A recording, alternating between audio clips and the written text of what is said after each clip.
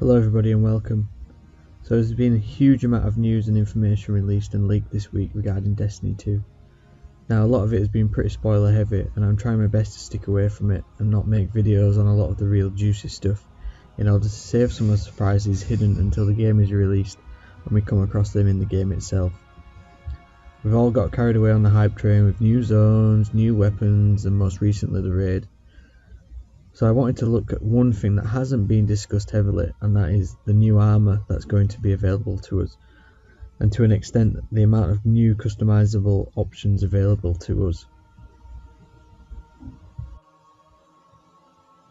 Now we've only had a bit of a tease of what is going to be available to us in the game, but I find it exciting that there's going to be so much variety available to us in the form of the armour sets. Now I know Destiny 1 eventually got into that, and we had lots of gear to choose from by the end, but to me a lot of it was fairly poorly designed and players only usually wore the raid or trials gear the majority of the time anyway.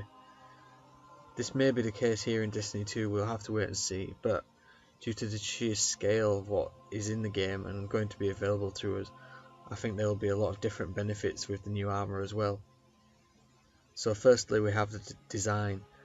Not only do we have the Vanguard gear, Crucible gear and Faction gear, but each new world is likely to have its own armour set too, and if seeing what we had in the European Dead Zone and what Devrim K has to offer, then I believe the other planets will have the same and they will offer similar planet gear through the engrams from the characters that we'll see there. And to add to this, we also have the other sets of gear we've already seen, including the Cabal themed helmets, new and old exotics, and the likely strike specific and raid specific loot. There's going to be a good choice of gear. Secondly, we have customization. Now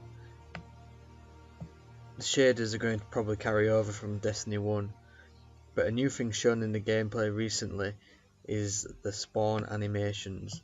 Now this is only a small thing, but the potential of lots of different emblems and the graphics here make customization in Destiny 2 likely to be very deep. Third and finally we have the perks. So weapons are said to have set perks no matter how many times you receive the weapon, and they can't be re-rolled as far as we know.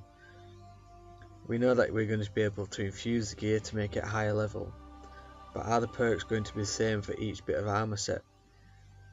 Now if they are going to be the same as how the weapons are set specifically, then the armour perks are going to play a huge amount into how players preferred loadouts, as it is likely armour will have specific perks that speed up either grenade, melee or super recharge, and probably even health and recovery too.